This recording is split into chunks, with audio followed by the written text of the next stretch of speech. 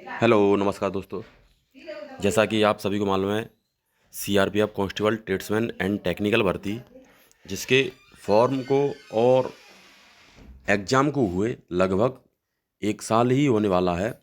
और आप सभी को मालूम है ये फॉर्म कब अप्लाई हुए थे, और अब ये मानो कुछ फेक नोटिस है या ओरिजिनल नोटिस है, उसमें कुछ सुनवाई में आ रहा है। तो इसके आवेदन जमा करने आपको मालूम है 27 मार्च से 25 अप्रैल तक चले थे, तो एक साल आपका हो चुका है। तो एक साल में अभी तक कुछ नहीं हो पाया है सीआरपीएफ ट्रेड्समैन और टेक्निकल का भाई, ठीक है। तो इसमें अब कुछ सुनने में आ रहा है कि जो लोकसभा चुनाव हो जाएंगे उसके बाद आपका पीएसटी पीईटी और ट्रेड टेस्ट संपन्न कराया जाए, ठीक है भाई। तो अब एक नोटिस है, अब वो फेक है या वायरल है तो किस तरीके से है देख लो। इसमें क्या क्या, किस वैकेंसी किस स्टेट की है, कितनी वैकेंसी हैं, और इसमें रेस कितनी है, और इसमें हाइट चेस्ट वेट कितना लिया जाएगा, वो सभी आप इसमें देख लीजिए। एक साल बाद कुछ प्रदर्शन इसमें किया जा रहा है, जो कुछ हो जाए तो ठीक है भाई, बहुत अच्छा रहेगा सबके लिए। आपकी वैकेंसी सभी को मालूम है, वैकेंसी भी अच्छी खासी थी इसमें। इसमें वैकेंसी भी देख लो, पुरुष की टोटल मिलाकर 9,212 पोस्ट थी टोटल, जिसमें से पुरुष की 9,105 थी पुरुष की मेल कैंडिडेट की, और फीमेल कैंडिडेट की 107 पोस्ट थी। कितनी पोस्ट थी इसमें? 107 पोस्ट थी फीमेल कैंडिडेट की, ठीक है। तो वो भी इसमें देख लो, वो भी इसमें लिखा हुआ है, पुरुष कैंडिडेट और महिला कैंडिडेट। तो पुरुष को देखते हुए इसमें महिला की बहुत कम वैकेंसी थी, और काफ़ी ट्रेडों में तो वैकेंसी थी नहीं, ठीक भाई। और टेक्निशियल और तकनीकी की भर्ती थी, और इसमें अब एक साल बाद कुछ होने जा रहा है, तो अच्छी बात हो जाए। जिस भाई ने अगर डाला है तो वो भाई अपना कमेंट में मार्क्स कर सकता है, उसके कितने मार्क्स है, किस स्टेट से है भाई, ठीक है। तो आइए इसमें देख लीजिए कितना पोस्ट और पद है इसमें, और किस राज्य का कितना है, ठीक है भाई। और जिसमें सभी टोटल दिया है आंध्र प्रदेश अरुणाचल, ठीक है भाई, आंध्र प्रदेश, अरुणाचल प्रदेश, आसम, बिहार, छत्तीसगढ़, गोवा, गुजरात, ये सभी इन राज्यों का ये दिया है। और ये आपकी कुल वैकेंसी इधर दे रहा है, ठीक है। इधर ये आपकी कुल वैकेंसी दे रहा है, तो सभी इसमें ये देख लेना भाई। और आपने जिस ट्रेड में डाला है उस ट्रेड में नाम, उसका ट्रेड का नाम, और उसमें अपना नंबर जो आपने रिटन एग्जाम में प्राप्त किए हैं वो ज़रूर कमेंट करें। और सबसे ज़्यादा आपको मालूम है इसमें सबसे ज़्यादा आपकी उत्तर प्रदेश और बिहार और मध्य प्रदेश की वैकेंसी थी। सबसे ज़्यादा इसमें उत्तर प्रदेश, बिहार और मध्य प्रदेश की, उत्तर प्रदेश की सबसे ज़्यादा, हर ट्रेड में सबसे ज़्यादा है देखो भाई। और टोटल भी इसमें 1340 वैकेंसी थी उत्तर प्रदेश, ओनली उत्तर प्रदेश वालों की। और ये एसएसबी की तरह नहीं है, ये सीआरपीएफ, इसमें स्टेट वाइज वैकेंसी थी और ट्रेड वाइज वैकेंसी थी, कैटेगरी वाइज भी वैकेंसी थी इसमें, ठीक है। और इसमें अब तुम्हारा होगा सबका फिजिकल, तो फिजिकल में इसमें, और ये तो तुम्हारे महिलाओं के तो बहुत कम पद थे इसमें, नाम मात्र बराबर पद थे इसमें, 107 ही पद थे इसमें, ज़्यादा पद नहीं थे महिला कैंडिडेट के, ओनली 107 पद थे। तो काफ़ी ट्रेडों में वैकेंसी थी ही नहीं इसमें, ठीक है। तो इसलिए लड़कियों के फॉर्म कम ही अप्लाई हुए हैं। तो अगर जिस लड़की ने अगर फॉर्म अप्लाई कर दिया हो उसको ये मानो 90% चांस उसके फाइनल सिलेक्शन के रहेंगे, पीएसटी पीईटी और ट्रेड टेस्ट अपना क्वालिफाइड कर ले मेडिकल के साथ, ठीक है। आगे है तुम्हारा इसमें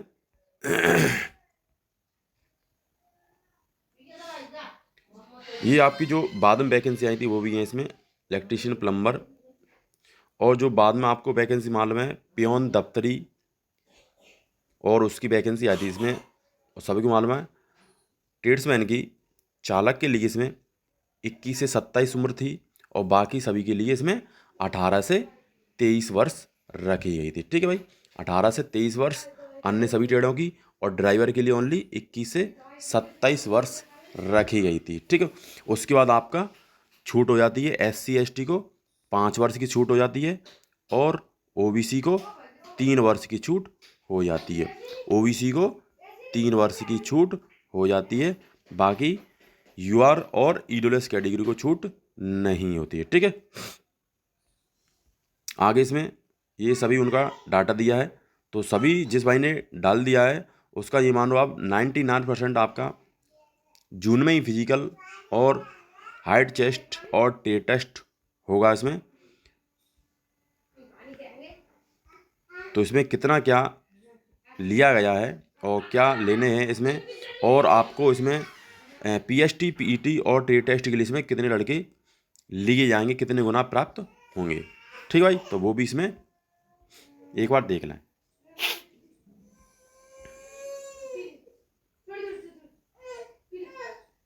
ये इसमें दिया गया है सब, ये आपके सेंटर थे जहाँ जहाँ आपका एग्ज़ाम हुआ था, और इसमें माइनस मार्किंग भी थी, 0.25 की माइनस मार्किंग थी, इसीलिए काफ़ी लोगों के जो पढ़ के गया था, देखो ये है आपका पॉइंट माइनस मार्किंग थी इसमें। तो बाकी बीएसएफ और एसएसबी में नहीं होती है ट्रेड्समैन में, लेकिन इस बार सीआरपीएफ ने फॉर्म को देखते हुए माइनस मार्किंग को रख दिया था, क्योंकि इसमें फॉर्म भी काफ़ी अधिक संख्या में हो जाते हैं ऑनलाइन। ठीक है भाई, ये आपकी शारीरिक दक्षता परीक्षा और पीएसटी पीईटी। ठीक है, ये पुरुष के लिए एक 70 सेंटीमीटर और महिला के लिए एक 57 सेंटीमीटर थी टेक्निकल और ट्रेड्समैन की भर्ती के लिए। ठीक है, ये आपकी छूट थी अनुसूचित जनजाति के लिए, बाकी किसी भी ट्रेड के लिए छूट नहीं थी। अनुसूचित जनजाति की छूट थी पुरुष के लिए एक 62.5 सेंटीमीटर और महिला के लिए एक 50 सेंटीमीटर। ठीक है, बाकी यूआर, ओबीसी, ईडब्ल्यूएस और एससी के लिए कोई भी छूट नहीं थी। सबकी एक 70 हाइट सेंटीमीटर होनी चाहिए और चेस्ट इसमें 80 से 85 फुलाव होना चाहिए। ठीक है, ये सभी लोग ध्यान रखेंगे। ये देखो दिखा रहा है, ये तुम्हारा बिना फुलाए 80 और फुलाकर 5 सेंटीमीटर यानी होना चाहिए, यानी 80 से 85 सेंटीमीटर चेस्ट होना चाहिए। अगर इससे कम होता है तो वो भाई अनफिट कर दिया जाएगा और डीपीएसटी से ही उसको बाहर कर दिया जाएगा। ये अनुसूचित जाति का है, इतना सीना बिना फुलाए होना चाहिए और फुलाव 5 सेंटीमीटर अनिवार्य है। ये 5 सेंटीमीटर तो बहुत अनिवार्य होता है, अगर ये आपने नहीं फुला पाया कोई भी कैंडिडेट ने तो वो बाहर कर दिया जाएगा। ठीक है, अब इसमें रनिंग भी, सबकी रनिंग अलग अलग है, सबकी रनिंग अलग अलग है, हर टेढ़ों की रनिंग इसमें अलग अलग दी है। ठीक है, अब देखो ये पीईटी, ठीक है, फिजिकल इफिशिएंसी टेस्ट, इसमें देखो सिपाही चालक, सिपाही मोटर मैकेनिक, सिपाही माली, सिपाही पेंटर, सिपाही बढ़ई, ब्रांडवेस, पाइप ब्रांड और मोची, दर्जी, बुगलर, इनके लिए 24 मिनट में 5 किलोमीटर रनिंग करनी है और महिला के लिए 8.5 मिनट में 1600 मीटर की रनिंग पूर्ण करनी है। ठीक है, अब ये लिखा रहा लद्दाख क्षेत्र से संबंधित अभ्यर्थियों के अलावा अन्य अभ्यर्थियों के लिए ये है। ठीक है, आगे इसमें और भी था, इसमें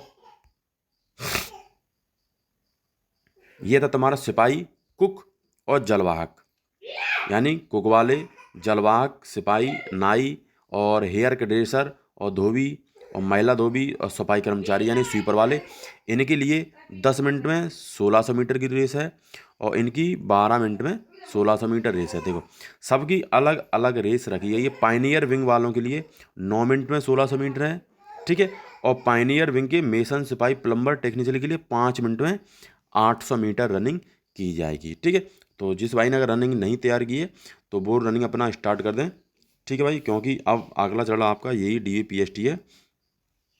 देखो उन्होंने एक पॉइंट दे दिया है महिलाओं के लिए ये कि एक महिला अभ्यर्थी जो परीक्षणों के परिणाम स्वरूप गर्भवती पाई जाती है तो भले ही गर्भावस्था में कितनी भी हो, उस अस्थायी रूप से अयोग्य घोषित किया जाएगा। देखो अयोग्य घोषित किया जाएगा, जो भी महिला उम्मीदवार है उसको अयोग्य घोषित किया जाएगा अगर वह गर्भवती पाई जाती है, और उसकी नियुक्ति तब तक रोकी जा सकती है जब तक कि प्रसव ही समाप्त नहीं की जाती। ठीक है, जिस पद के लिए महिला उम्मीदवार चयन की गई है उसके लिए आरक्षित रखा जाएगा। ठीक है, लेकिन कोई दिक्कत नहीं है, उसको 6 सप्ताह 7 सप्ताह के लिए इंतजार किया जाएगा, उसके बाद उसका प्रमाण जारी रखा जाएगा। ठीक है, तो महिलाओं को डरने की कोई बात नहीं है। ठीक है, वजन भी आपका देखो काफ़ी लोग ओवरवेट या अंडरवेट से परेशान हो जाते हैं। वजन ये आपका दिया है कि चिकित्सक मानकों के अनुसार लंबाई के अनुसार आयु सीमा के अनुसार पर वजन मापा जाएगा सभी का। ठीक है, ये आप सभी लोग ध्यान रखना ड्राइवर वाले।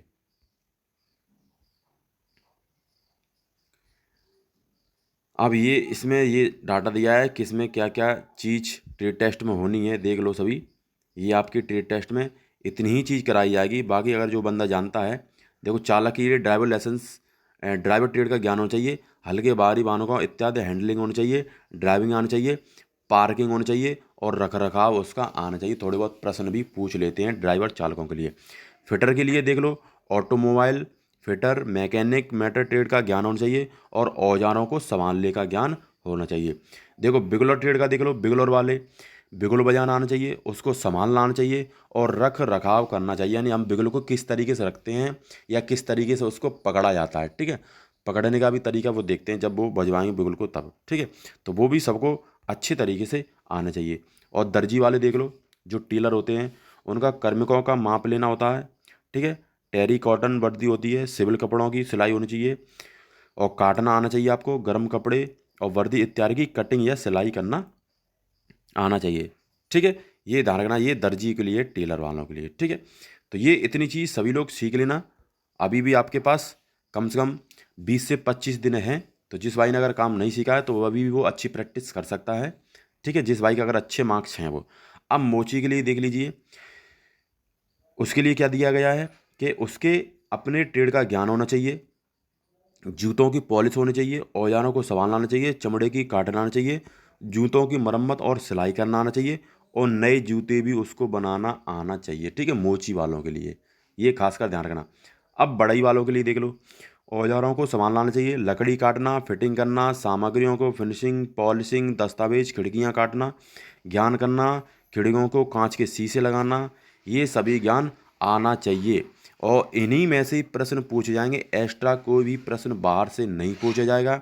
जो भी ट्रेड है आप अपनी ट्रेड की संपूर्ण तैयारी कर लें, आसानी से आपका ट्रेड टेस्ट पास हो जाएगा। पेंटर वालों का देख लो, रंग, paints, sets, sign boards, painting, driving motor वाहन इत्यादि की प्रिंटिंग ज्ञान ये सभी आना चाहिए, ठीक है। बैनरों और बोर्ड जो बनते हैं उनका भी अच्छा लिखने का तरीका और शेडिंग का तरीका ये सभी को आना चाहिए पेंटर वालों को ही, ठीक है।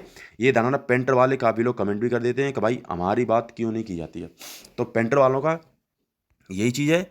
तो पेंटर वाले खासकर ये ध्यान रखना, ये सभी चीज़ें इतनी कर लेना, इनके बारे में ज्ञान आना का आपको आना चाहिए ज्ञान, ठीक है। इसके बाद हम माली, पौधारोपण का ज्ञान आना चाहिए, पौधों का रख रखाव कैसे करते हैं और बीजों तथा उसके मौसम संबंधी का ज्ञान होना चाहिए, यानी किस मौसम में कौन सा बीज बोया जाता है या कौन सी फसल बोई जाती है। और उर्वरकों का ज्ञान आना चाहिए और खाद की जानकारी भी आनी चाहिए, किस फसल पर कौन सी खाद लगाई जाती है, ठीक है। ये भी आपको ध्यान आना चाहिए माली ट्रेड वालों को। अब ब्रास बैंड है, ब्रास बैंड वाद्य यंत्र बजाने का ज्ञान होना चाहिए बस, ओनली इसको कुछ नहीं होना चाहिए बस, उसके बारे में थोड़ी बहुत जानकारी हो, लेकिन बजाना अनिवार्य जरूरी है, ठीक है भाई। और पाइप बैंड, अब पाइप बैंड वाला देख लो, पाइप बैंड बजाने का ज्ञान होना चाहिए। देखो ब्रास बैंड और पाइप बैंड एक ही है, लेकिन थोड़ा कार्य अलग है, ठीक है। लेकिन दोनों को बजाने का ज्ञान संपूर्ण तरीके से आना चाहिए, ठीक है। इसके बाद तुम्हारा रसोइया, यानी जिसको हम कुक कहते हैं, कुक वाले, ये है तुम्हारा रसोइया, कुक। कुक ट्रेड वैकेंसी भी अच्छी खासी सबसे ज़्यादा इसी में। 100 व्यक्तियों की चपाती, यानी 100 व्यक्तियों को क्वेश्चन भी पूछ सकते हैं कि 100 व्यक्तियों के लिए कितना आटा लगाया जाता है, ठीक है।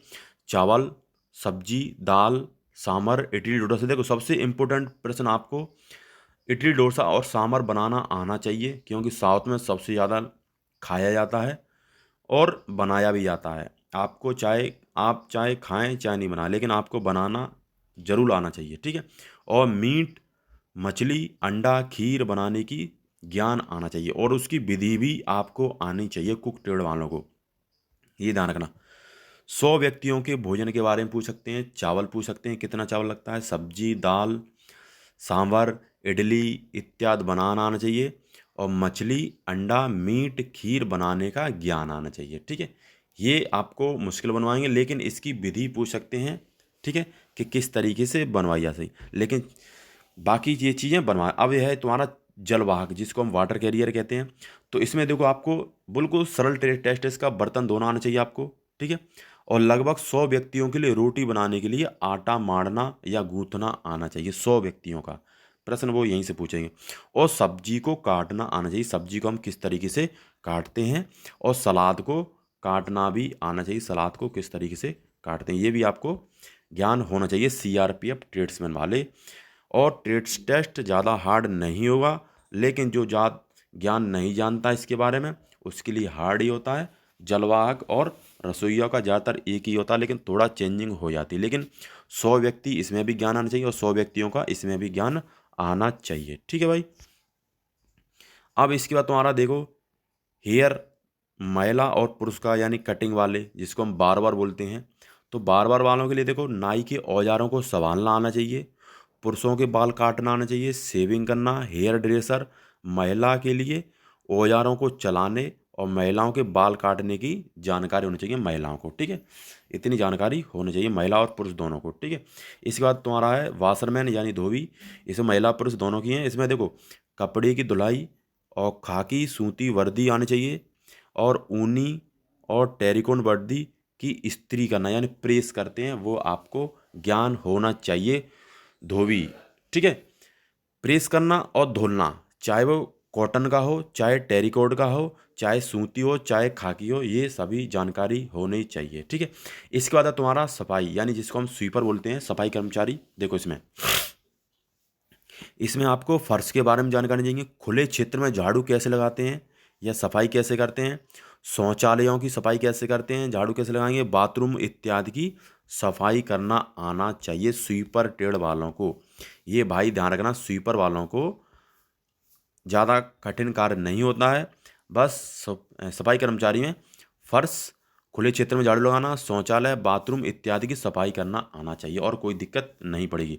मेसन देख लो पाइनियर वाले के राजगिरी का काम आना चाहिए, यानी जो कारीगर बोलते हैं जो मकान बनाते हैं, दीवार छत बनाते हैं, उसका भी काम आना चाहिए। मेसन लोग जिसको हम पाइनियर बोलते हैं, मेसन पाइनियर। ठीक है, उसका ज्ञान आना चाहिए। और उनके जो उपकरण होते हैं, हैंडलिंग, सीमेंट का मिश्रण, विशिष्ट निर्माण, दीवार स्तंभ के क्षेत्र की गणना करना, ये आना चाहिए कारीगरों को। ठीक है, जो दीवार या मकान बनाने का कार्य करते हैं उनको ये ज्ञान आना चाहिए। ठीक है, और कोई ज़्यादा हार्ड ट्रेड टेस्ट नहीं होगा, सभी अपनी अच्छी सी तैयारी करके जाएं। इसके बाद तुम्हारा है प्लम्बर। ठीक है, अब प्लम्बर बारे में देखो, प्लम्बरिंग कार्य आना चाहिए आपको, उपकरणों को चलाना आना चाहिए, किस तरीके से पकड़ा जाता है और किस तरीके से उसको चलाया जाता है। भवन की ऊंचाई के अनुसार पानी का दबाव के बारे में भी ज्ञान आना चाहिए कि कितना ऊंचाई पर कितना दबाव हो सकता है। और जीआई और पीवीसी का ज्ञान का उपयोग होना चाहिए। और कोने में पाइप की फिटिंग होनी चाहिए, किस तरीके से करते हैं, जो कोना होता है दीवार का उसमें हम किस तरीके से फिटिंग करेंगे पाइप की। और पाइप और नल जोड़ने का ज्ञान आना चाहिए, पाइप को और नल जोड़ने का ज्ञान आना चाहिए। ठीक है, इसके बाद तुम्हारा है इलेक्ट्रीशियन पाइनियर।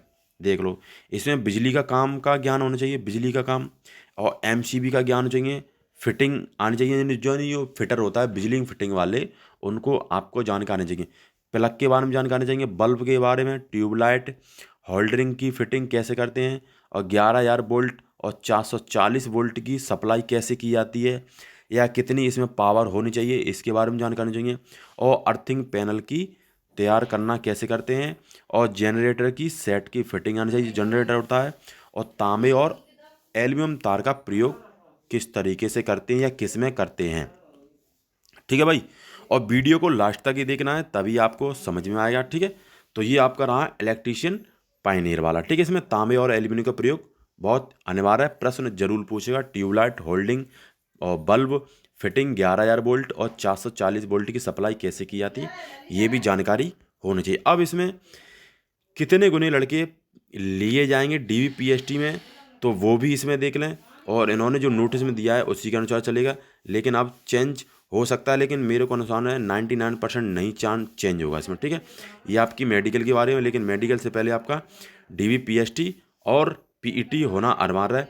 तो इसमें कितने लड़के लिए जाएंगे तो वो भी इसमें देख लें। इसमें इन्होंने स्पष्ट लिखा है कि इतने लड़कों से ज़्यादा नहीं होना चाहिए, और मेडिकल में इनमें कितने लड़के उनको लेने। तो पहले देख लो उसमें ये क्या कह रहा है, देख लो। CVT में अहद प्राप्त करने वाले पुरुष महिला अभ्यर्थियों की भर्ती प्रक्रिया के अगले चरण में, यानी CVT में उनकी योग्यता के आधार पर राज्य और संघ क्षेत्रवार में शॉर्टलिस्टेड किया जाएगा। PST और PET के लिए शॉर्टलिस्टेड किए गए अभ्यर्थियों की कंप्यूटर संख्या आधारित टेस्ट में उनकी मेरिट्स देखो रिक्तियों की लगभग संख्या के 8 गुने लिए जाएंगे, यानी आपकी वैकेंसी है 9212। तो इसका अगर हम 8 का मल्टीप्लाई करेंगे तो 9 8 72, यानी 73 74 हज़ार के लमसम पीएसटी पीईटी और ट्रेड टेस्ट के लिए लड़के पास किए जाएंगे। ठीक है भाई, 72 हज़ार प्लस लड़के, 72 हज़ार प्लस लड़के डीबी पीएसटी के लिए पास किए जाएंगे। देखो ये क्या कर रहा है, उनकी मेरिट की जाएगी शॉर्ट लिस्टेड, ठीक है, आधार पर ट्रेड टेस्ट के लिए उम्मीदवारों की संख्या की जाएगी। लगभग 8 गुनी होनी चाहिए। कितनी होनी चाहिए? लगभग 8 गुनी होनी चाहिए। तो परेशान होने की कोई बात नहीं है, ठीक है। इसके बाद कह रहा है दस्तावेज सत्यापन डीएमई और आरएमई यानी मेडिकल के लिए शॉर्ट लिस्टेड किए जाने उम्मीदवारों की संख्या की रिक्तियों का, यानी जो भर्ती निकली है उसके 2 से 3 गुना, 2 से 3 गुना मेडिकल के लिए और डीबी के लिए बुलाए जाएंगे। ठीक है भाई, ये सभी ध्यान रखना। यानी डीबी और मेडिकल के लिए 2 या 3 गुना लड़कों को लिया जाएगा भर्ती को देखते हुए। यानी रिक्तियां जो लिखी हैं ये देख लो, जो रिक्तियां हैं आपके उसके अनुसार 2 या 3 गुने लिए जाएंगे रिक्तियों की संख्या के अनुसार। और डीवीपीएसटी और ट्रेड टेस्ट में 8 गुने लिए जाएंगे। कितने लिए जाएंगे? 8 गुने लड़कों को लिया जाएगा। तो परेशान होने की कोई बात नहीं है, ये आप बात ध्यान रखना, ठीक है। और इसमें इसके बाद आपका ये उन्होंने वो दिया है प्रमाण पत्र जो भी आपने लगाया है, और इसमें और कुछ जानकारी नहीं है। तो आप अपनी ट्रेड टेस्ट की तैयारी करते रहें जिस भी जोन सी ट्रेड से आपने फॉर्म अप्लाई किया है भाई, ठीक है। और महिला और पुरुष दोनों का ही एक साथ ही पीएसटी पीईटी और ट्रेड टेस्ट होगा। उसके बाद आपका मेडिकल और डॉक्यूमेंट वेरिफिकेशन होगा, ठीक है। तो आप सभी को मालूम है इसमें आपको कितने लड़के लेने हैं इनको, तो ज़्यादा लड़के नहीं लेने हैं, ओनली इनको 8 गुने पीएसटी पीईटी और ट्रेड टेस्ट के लिए लिए जाएंगे, ठीक है। और 2 से 3 गुने लड़के किसके लिए तो ले जाएंगे? मेडिकल के लिए, ठीक है। शॉर्ट लिस्टेड किए जाएंगे डीएमई और आरएमई के लिए, ठीक है, और डीवी के लिए। सो इतना इस वीडियो में, आगे फिर मिलते हैं नेक्स्ट वीडियो में। जय हिंद, जय भारत, वंदे मातरम।